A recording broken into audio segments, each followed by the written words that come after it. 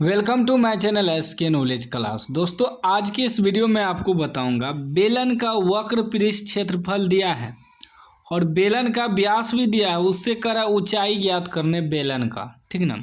सवाल एक बार पढ़ देते हैं। सवाल करा एक बेलन का वक्र पृष्ठीय क्षेत्रफल 1760 सेमी स्क्वायर है एवं इसके आधार का व्यास 28 सेमी है, तो इसकी ऊंचाई निकालें। ठीक ना। जैसे कि आपका बेलन है, ठीक है ना, क्या है बेलन, ये आपका जो होता है ये आपका एच हो गया, ऊंचाई एच, ठीक है ना, यही निकालना है। उसके बाद कह रहा है एवं इसके आधार का व्यास, इसका आधार जो है इसका व्यास, व्यास कहाँ से कहाँ, ये पूरा होता है यहाँ से यहाँ तक व्यास, व्यास व्यास यानी कि डी बराबर हमें कितना दिया है, हमें दिया है 28 सेमी, 28 cm लिख सकते हैं। और इसका वक्र पृष्ठ क्षेत्रफल दिया है। वक्र पृष्ठ क्षेत्रफल का मतलब होता है कि ये अंदर अंदर सिर्फ, ठीक ना, अगर संपूर्ण पृष्ठ क्षेत्रफल रहता तब ये ऊपर वाला ढक्कन और नीचे वाला ढक्कन दोनों को लेकर रहता, लेकिन यहाँ वक्र पृष्ठ क्षेत्रफल है तो यानी कि सिर्फ अंदर अंदर लिया है। ठीक ना, इसी को वक्र पृष्ठ क्षेत्रफल कहते हैं। हमें व्यास दिया है, ऊंचाई निकालना है, तो निकालेंगे आसानी से। ध्यान से समझिएगा, लास्ट तक वीडियो को देखिएगा, एकदम समझ जाइएगा। ठीक है ना। पहले लिखेंगे हमें बेलन का दिया क्या है, लिखेंगे बेलन, बेलन का व्यास, व्यास यानी कि डी बराबर, बेलन का व्यास को डी से सूचित करते हैं। व्यास जो होता है यहाँ से यहाँ तक होता है पूरा, कितना दिया है 28 cm। ठीक ना। तो व्यास से हम लोग पहले क्या करेंगे, बेलन का त्रिज्या निकाल लेंगे। क्या निकालेंगे, त्रिज्या, त्रिज्या को आर से सूचित करते हैं। ठीक है ना।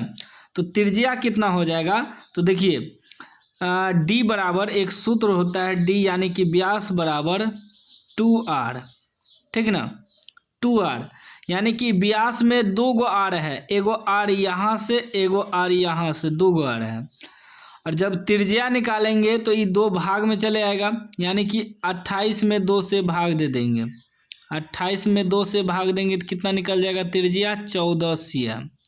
तो 14 cm निकला, तो यानी कि यहाँ से यहाँ तक जो मालूम हुआ वो आपका त्रिज्या निकल गया, आर निकल गया। यहाँ से यहाँ तक 28 cm और यहाँ से यहाँ तक 14 cm और यहाँ से यहाँ तक 14 cm, तो 28 cm हो जाएगा। तो याद रखिएगा व्यास जो हमेशा होता है त्रिज्या का 2 गुना होता है। ठीक ना, त्रिज्या का 2 गुना हुआ ना व्यास, तो इसीलिए डी बराबर 2r लिख दिए। जब r बराबर निकालेंगे तो d/2 हो जाएगा। तो d आपका 28 था, 28 में 2 से भाग दे दिए, 14 cm त्रिज्या मालूम हो गया। ठीक, निकालना क्या है, हमें ऊंचाई ज्ञात करना है। ऊंचाई तो कह रहा है निकालने, ऊंचाई को h से सूचित करते हैं, h बराबर वाट, क्योंकि h का मान निकालना है।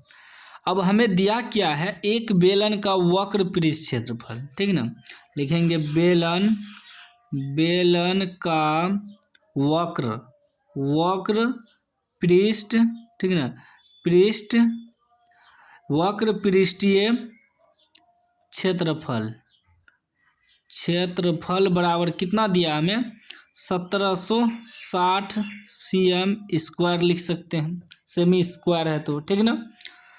तो हम आपको बताएं वक्र जो होता है वह सिर्फ अंदर अंदर का हुआ, ढक्कन को छोड़ दिया है, ये ढक्कन को भी छोड़ दिया है, दोनों ढक्कन को छोड़ दिया है। ठीक है ना। बेलन कैसा होता है, बेलन जैसे ड्रम होता है, ड्रम को ही बेलन कहा जाता है, क्योंकि ऊपर में भी ड्रम में ढक्कन होता है, नीचे भी ढक्कन होता है। ठीक है ना। बाकी खुलता एक साइड ही, उससे कोई दिक्कत नहीं, लेकिन ऊपर नीचे वृत्त रहता है ना, तो ढक्कन हुआ। तो वक्र जो है, बेलन का वक्र पृष्ठ क्षेत्रफल का जो सूत्र होता है वह आपका होता है 2πr/h।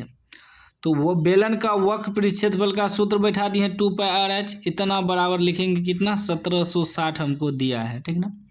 अब बेलन का संपूर्ण पृष्ठ क्षेत्रफल का जो सूत्र होता है वह जो वक्र पृष्ठ क्षेत्रफल हुआ आपका 2πr/h, इसी में जुट जाता है।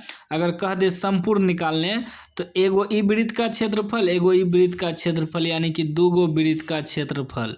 तो 2 गो वृत्त का क्षेत्रफल होता है πr², यही जुट जाता है, तो हो जाता है बेलन का संपूर्ण पृष्ठ क्षेत्रफल। ठीक ना। अभी हम लोग निकाल रहे हैं बेलन का वक्र पृष्ठ क्षेत्रफल के सूत्र से। ठीक, याद रखिएगा। तो 2 पाई का मान क्या होता है 22/7 गुना आर। आर हमें कितना दिया है 14 गुना एच। एच तो हमको निकालना है बराबर 1760। ठीक है ना। अब आगे देखिए, कटाइए तो 7 दूनी 14 कट गया। अभी 2 से कटाइए तो इसको कट जाएगा ना।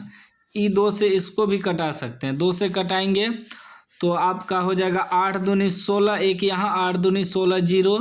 फिर ई 2 से कटा सकते हैं क्योंकि बराबर में है। 2 से कटाएंगे तो क्या हो जाएगा 4 दूनी 8, 4 दूनी 8 जीरो। ठीक है ना। बच गया क्या 22 गुना एच बराबर 440। फिर 22 से भी कट जाएगा। देखिए 22 से कटाएंगे 22 दूना 44 जीरो बच जाएगा। ठीक है ना। यानी कि ये जो h बराबर बच गया अब 20, तो ये h बराबर जो 20 cm निकला, यही आपका निकल गया ऊंचाई। क्योंकि ऊंचाई को हम लोग h से सूचित करते हैं, तो 20 से सेमी आपका आंसर हो गया। ठीक है ना। कहीं भी इस तरह का सवाल दिखे तो इसी प्रकार बनाना है जैसे हम आपको बताए हैं। और चैनल को अभी तक आप सब्सक्राइब नहीं किए हैं तो सब्सक्राइब कर लीजिएगा और घंटी को दबा के ऑल कर लीजिएगा।